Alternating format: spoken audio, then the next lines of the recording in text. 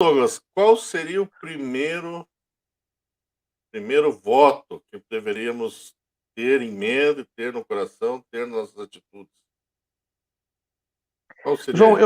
eu não vou falar para você em primeiro, mas assim, acho que é um conjunto de ideias. Isso. A Bíblia tem relatos, né, do começo ao fim da Bíblia, de Gênesis, Apocalipse, de homens e mulheres de Deus que fizeram votos diante de Deus, né, que se é, trouxeram diante de Deus convicções para que Deus pudesse abençoar. Então, eu nem vou entrar no mérito, acho que hoje não seria esse o objetivo, mas nós temos muitas pessoas fazendo votos, né? Então, nós temos de todos os votos, todos os tipos. Nós temos um dos votos, por exemplo, que o homem não cortava o cabelo, e uma série de outros votos. Inclusive, a palavra de Deus ela traz uma situação muito forte quando ela fala daquela pessoa que faz um voto e não cumpre, que era melhor não ter feito. Então, você vê a importância desses votos diante de Deus. É, recentemente eu estava fazendo lendo um livro, um estudo, e que agora me fugiu o nome do autor do livro. E nesse livro a gente estudou 5 votos para obter poder espiritual, né? Então esses votos, não que um seja o primeiro, são 5 votos, não que um seja mais que o segundo, o segundo mais que o terceiro, mas como se imagina uma roda, né? E nessa roda, naquele círculo, nós temos um gomo de laranja, por exemplo, cada gominha ali faz parte da laranja, não sabe qual que é o primeiro e qual que é o último, todos eles compõem a laranja.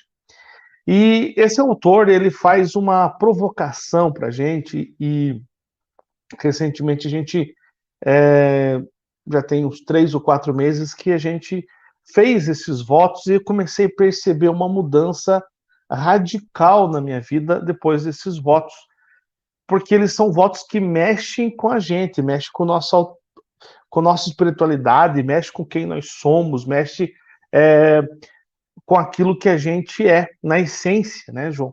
Porque às vezes a gente é uma coisa na frente das câmeras, é uma coisa na frente dos amigos, é uma coisa lá em algum local, mas na vida real, quem nós realmente somos? E aí esses votos mexem com ele. O primeiro voto, por exemplo, ele vai falar de que tratar seriamente do pecado. Então, pecado é pecado. Então, o que acontece? Às vezes a gente tem uma falsa ilusão que para Deus existe um pecado gigante, um pecado médio, um pecadinho pequenininho. Para Deus não existe esses níveis de pecado. Tudo são pecados, né? Por exemplo, quando a gente vai ver lá os 10 mandamentos, tá lá: não matarás, não roubarás, não furtarás, né? Não cobiçarás a mulher do teu próximo. Então, se você for olhar para Deus, está na mesma escala, ou não matar ou não cobiçar a mulher do próximo. Então, qual que é o mais grave? Para Deus não tem essa diferença, né? Ambos são pecados e devem ser evitados, não deve ser feito. E às vezes a gente na caminhada, a gente vai é, esquecendo disso aí. Por exemplo, se a Bíblia diz que você não pode furtar, né, que é pecado furtar, e não precisa nem a Bíblia falar para você ter isso, basta que você tenha consciência de que furtar é pecado. Por exemplo, você chega no supermercado, vai comprar lá um quilo de banana, e o quilo de banana deu R$ 1,10, por exemplo, e você dá o troco e o troco volta mais, 10 centavos que não era teu, é um furto, né?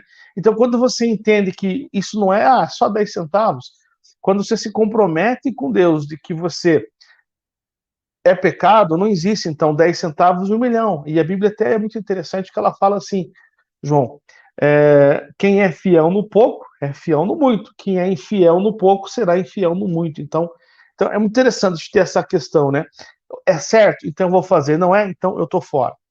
O segundo voto nessa mesma linha, ele vai dizer o seguinte: Eu queria fazer uma colocação, desculpa eu te interromper, desculpa aí.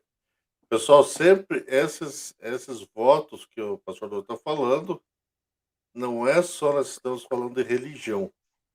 São coisas assim, são votos que nós colocamos no nosso dia a dia, como líder de uma empresa, como funcionário de uma empresa, como marido, como pai, como mãe, como esposa. Então, eles não estamos aqui querendo mostrar, falar de Bíblia, não é. A Bíblia é o nosso manual.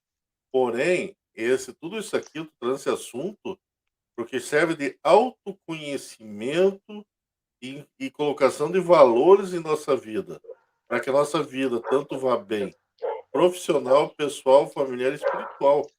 São coisas sérias, são coisas assim simples, que vocês vão ver que é complicado no fundo, no final da nossa conversa, vão ver quanto isso faz a gente pensar muito. Então, ele nos ajuda a pegar uma caminhada para o teu objetivo, uma caminhada para a tua construção da tua vida, certo? Principalmente quem são pessoas jovens, aproveitem essas dicas para que isso te constrói, certo? E constrói de uma forma maravilhosa.